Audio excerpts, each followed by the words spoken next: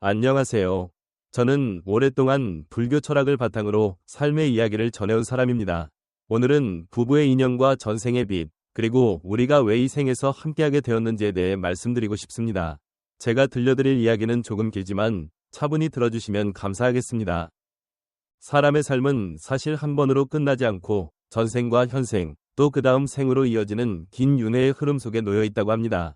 우리가 누군가와 만나고 사랑을 나누는 것은 불교적인 관점에서 보면 인연이 있고 그 관계를 유지하며 서로에게 책임을 다해야 한다면 그것을 빚이라고도 말합니다. 그래서 어떤 부부는 오랜 시간 서로 사랑하며 행복하게 지내다가도 어느 순간 둘 중 한 명이 다른 사람에게 마음을 빼앗겨 이별하는 경우가 있죠. 세상 사람들은 이를 변심이라고 생각하지만 불가에서는 둘이 질빚이 끝나면 자연스레 떠나게 된다고도 해석합니다. 이 점을 잘 보여주는 일화로 부처님과 거미에 관한 이야기가 있습니다. 어느 날 오래도록 수행하던 거미가 부처님을 만나게 되었습니다. 부처님이 거미에게 이 세상에서 가장 소중한 것이 무엇이냐고 물으셨을 때 거미는 한참 고민하다가 이렇게 답했습니다.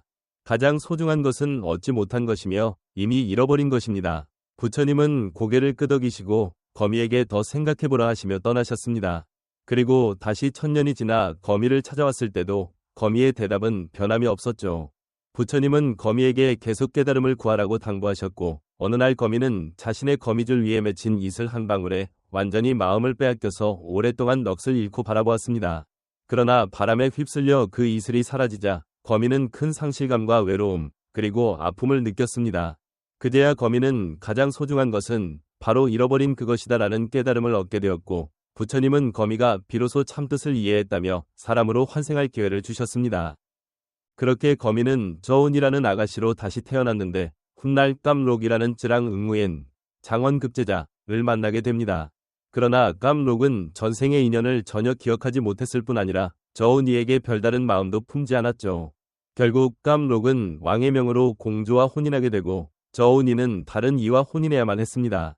과거에 어떤 인연과 빚이 있었건 간에 이번 생의 인연은 그렇게 정해졌음을 깨닫게 된 것이죠. 다른 일화도 있습니다. 어느 깊은 밤 사찰 안에서 한 남성이 부처님 앞에 무릎을 꿇고 고민을 토로했습니다. 이미 아내와 자녀가 있지만 다른 여성에게 마음이 기울어져 어찌해야 할지 모르겠다는 것이었습니다. 아내는 여전히 다정하고 정성을 다해주지만 본인은 더 이상 아내를 사랑하지 않는다는 것이죠. 그때 부처님은 그에게 물으셨습니다. 지금 마음이 끌리는 그 여성이 너의 인생의 마지막이자 유일한 사람임을 확신할 수 있느냐? 그는 확신할 수 없다고 솔직히 대답했습니다. 다만 마음이 너무나 강렬하게 움직여 변화하고 싶을 뿐이라고. 그러자 부처님은 미소 지으시며 말씀하셨습니다. 결혼 생활 속에서 더 이상 사랑이 없다면 그것이야말로 진정한 잔혹함이 될 수도 있단다. 하지만 그렇다고 해서 성급하게 이혼하겠다고 달려드는 것도 옳은 해결책은 아닐 수 있다. 그리고 부처님이 그에게 3개의 촛불을 보여주며 말씀하셨습니다. 어느 하나를 들어 올리면 당장 그 촛불만 가장 밝게 보이겠지. 하지만 다시 내려놓으면 3 촛불 모두가 똑같이 빛나고 있음을 알게 될 것이란다. 부처님은 이어 설명하셨습니다. 네가 들어 집중해서 보는 바로 그 불빛만 유독 더 밝아 보일 뿐이지 실상은 나머지도 다 같은 빛을 내고 있단다. 지금 네가 느끼는 사랑 또한 마찬가지다. 한쪽에만 마음을 기울이면 그 사람만 유일해 보이는 법이지. 하지만 오래도록 함께 가는 사랑은 순간의 감정만으로 유지되지 않는다. 남자는 서서히 깨달음을 얻었습니다. 자신의 아내와 쌓아온 이해와 유대, 그것이야말로 참된 사랑의 한 모습이라는 걸 말이죠. 부처님은 계속해서 말씀하셨습니다. 사랑에서의 인연과 빚은 여러 생에 걸쳐 이어지는 연결이다. 어떤 사람과는 인연은 있어도 큰 빚까지는 없을 수 있지. 반면 지금 곁에 있는 아내는 여러 생에 걸친 더 깊은 빚을 지니고 있는 이일 수도 있다. 다시 말해 부부 관계라는 것은 그냥 우연히 생기는 것이 아니라 전생부터 이어진 인과의 결과일 수 있다는 것이죠. 사실 우리 모두는 전생에서 서로에게 베풀미 있거나 혹은 은혜나 원한 같은 복잡한 관계를 맺었을지 모릅니다. 그래서 인연이 깊은 부부는 아무리 많은 삶을 거쳐도 결국 만나게 되고 서로를 알아보며 긴 여정을 함께하게 된다고 합니다. 때로는 서로 행복을 주기 위해, 때로는 서로에게 빚을 갚고 과거의 오해나 원한을 풀기 위해서 말이죠. 그런데 인연이 아직 다 채워지지 않았음에도 불구하고 한쪽이 먼저 떠나거나 서로가 끝내 함께할 수 없는 경우도 있습니다. 그럴 때는 다음 생을 기약해야 하기도 합니다. 이를 잘 보여주는 또 다른 이야기가 있습니다. 한 청년이 깊은 상심 속에 있었습니다. 사랑했던 여인이 그를 떠나 다른 남자와 결혼했기 때문이었죠. 청년은 모든 걸 바쳐 그녀를 사랑했는데 왜 이런 비극이 벌어졌는지 이해할 수 없어 더 큰 절망에 빠집니다. 그리고 답을 찾고자 산속의 절을 찾아가 어느 비구 스님을 만났습니다. 청년의 이야기를 들은 스님은 잠자코 미소 지으며 청년에게 오래된 거울 앞에 앉아보라고 권합니다. 그러면서 이 거울을 통해 전생의 너와 그녀의 이야기를 볼 수 있을 것이다 라고 말합니다. 청년이 거울을 자세히 들여다보자 아주 먼 옛 시절의 길가가 보였습니다. 길가에 아름답게 생긴 어떤 여인이 숨을 거둔 채로 누워 있었는데 아무도 그녀를 거두어주지 않고 그저 지나치기만 했습니다. 시간이 흐른 뒤 한 젊은이가 지나가다가 그녀를 보고 마음이 아파 옷을 벗어 덮어주었습니다. 하지만 그 이상의 도움은 주지 않고 그냥 떠나버렸죠.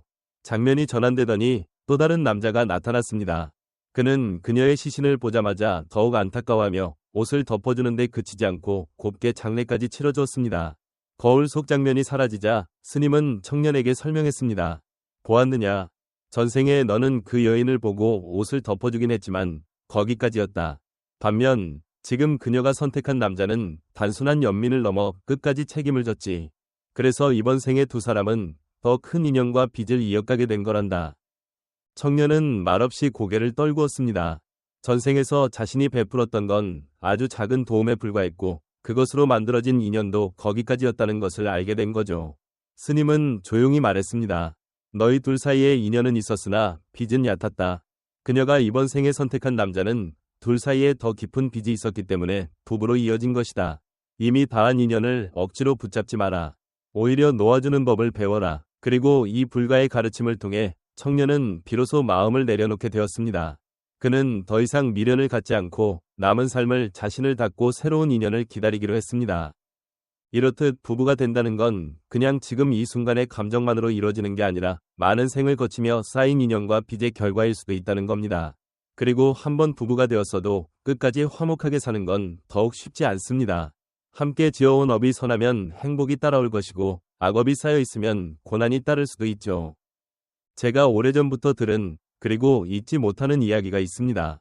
레스원 응이야라는 분이 계셨는데 이분은 미또 지역에서 교사를 하셨습니다. 그분이 자기 누나인 레티미에 대해 들려준 일화였죠. 누나인 레티미는 아주 아름다운 편은 아니었지만 어딘가 은은한 매력을 갖고 있었다고 합니다. 그래서 많은 남성이 그녀와 결혼하고자 찾아왔지만 이상하게도 그녀는 모두 거절했습니다. 가족들이 왜 결혼하지 않느냐고 물어도 그녀는 나는 이미 남편이 있는데 그를 찾아야 한다 고만 말했죠. 처음에는 농담인가 했지만 어느 날 저녁 식사 도중 그녀가 진지한 얼굴로 이렇게 말했습니다. 내 남편이 찌호아라는 감옥에 갇혀 있어. 내가 가서 그를 만나야 해. 가족들은 대체 무슨 말인가 싶어 당황했습니다. 그런데 알고 보니 그녀가 수시로 같은 꿈을 꾸었고 그 꿈에서 어떤 낯선 남자가 계속 나타났다는 겁니다. 키가 크고 마른 체형에 짙은 눈썹과 어느 정도 슬픔이 깃든 눈빛을 지닌 사람. 목에는 어떤 장식품을 하고 있었는데 그 가운데 앵구아라고 새긴 글자가 있었다고 합니다. 그리고 늘 이 사람은 내 남편이다라는 목소리가 들려왔다고 해요. 이런 이야기에 가족들은 더 걱정이 컸지만 누나의 말이 워낙 확고해서 그냥 마냥 무시할 수도 없었습니다. 특히 레스원 응이야라는 동생은 평소 마음 공부와 불교 철학에 관심이 많았는데 세상에는 과학으로만 설명하기 힘든 일도 있다며 가족들을 설득하고 결국 누나와 함께 직접 찌호아 감옥으로 찾아가기로 했습니다. 그들은 먼저 사이공이라는 큰 도시로 가서 친척집 정밍자한 거리에 위치해 묵으면서 적당한 시점을 기다렸죠. 그리고 날이 되자 누나는 감옥에 판타이안이라는 사람을 만나러 왔다고 신청했습니다. 마침 교도소 측에서 질서를 관리하던 분이 옛날 레스원 응이야의 제자였던 터라 의외로 면회가 쉽게 허락되었습니다. 잠시 뒤 철창 안에서 나타난 사람은 정말 누나가 꿈에서 보던 그 모습 그대로였다고 합니다. 그는 갑작스럽게 찾아온 낯선 사람들을 보고 몹시 어리둥절했죠. 레스원 응이야가 자초지종을 설명하자 판타이안도 놀라움을 감추지 못했습니다. 그런데 누나가 그를 향해 묻더랍니다. 당신 잡히기 전까지 목에 어떤 목걸이를 하고 있었지 않나요? 가운데 달린 장식에 앵구아라는 글자가 새겨져 있었잖아요. 라고요. 판타이안은 너무 놀라서 어떻게 그걸 아느냐며 말을 잇지 못했습니다. 마치 꿈에서 미리 본 듯이 그녀가 정확히 짚어냈기 때문이죠. 레스원 응이아는 그를 위로하며 인연이라면 놓치지 않는 것이 좋겠다며 은하가 준비해온 음식과 물건들을 전해주었습니다. 판타이아는 자신이 사실 억울하게 잡혔음을 털어놓았습니다. 지인이 비밀 조직 활동을 하는 줄 모르고 자주 만났는데 그게 빌미가 되어 함께 붙잡혔다는 겁니다. 비록 짧은 만남이었지만 그는 레티미가 보여준 따뜻함에 크게 감동했다고 합니다. 그런데 2달 뒤 판타이안이 꽁선이라는 섬의 교도소로 이감되는 과정에서 탈출을 시도하다가 크게 다치고 결국 세상을 떠났다는 소식이 전해졌습니다. 이 소식을 들은 레티미는 한동안 큰 충격에 빠져 오래도록 슬픔에 잠겼다고 합니다. 그녀는 36세가 되어서야 다른 사람과 결혼을 했지만 마음속 어딘가에는 늘 그 사람을 향한 그리움이 남아 있었다고 해요. 주위 사람들은 안타까워했습니다. 분명 전생에 서로에게 강렬한 인연과 빚이 있었기에 이번 생에서도 꿈을 통해 만나게 되었으나 결국 함께하지 못했으니 말이지요. 아마 이런 경우를 두고 전생의 인연이 이번 생에는 끝까지 이어지지 못하는 어긋난 사랑이라고 할 수 있을 것입니다. 불교 경전인 증지가 한국어로는 여러 번역이 있지만 여기서는 팅짱치라고도 불리는 경에 실린 한 이야기에는 나쿠라라는 제가 신자와 그의 아내에 대해 언급됩니다. 부처님께서 그들 부부를 찾아왔을 때 그들은 저희 둘이 내생에도 부부가 되고 싶으면 어떻게 해야 합니까? 하고 여쭈었죠. 부처님은 이 생과 내생에 함께하고 싶다면 믿음과 계율을 같이 지키고 보시와 지혜를 함께 나누어라 라고 답하셨다고 합니다. 즉 서로를 아끼고 배려하며 선한 업을 함께 쌓아야만 다음 생에서도 다시 만나 부부의 연을 이어갈 수 있다는 뜻입니다. 오늘 제가 전해드린 이야기가 조금이라도 마음의 울림이 되었으면 좋겠습니다. 전생에서의 인연과 빚이 지금의 만남을 이끌었고 지금 짓는 업은 또다시 다음 생의 씨앗이 될 것입니다. 삶의 한순간 한순간을 더욱 소중히 여기고 주변 사람과의 인연을 존중하며 살아가는 계기가 되었으면 하는 바람입니다. 끝까지 들어주셔서 정말 감사드립니다. 혹시 이 이야기가 조금이라도 의미가 있었다면 앞으로도 편안히 제 말씀을 들어주시면 좋겠습니다. 모두 늘 평온하고 편안하시길 기원합니다.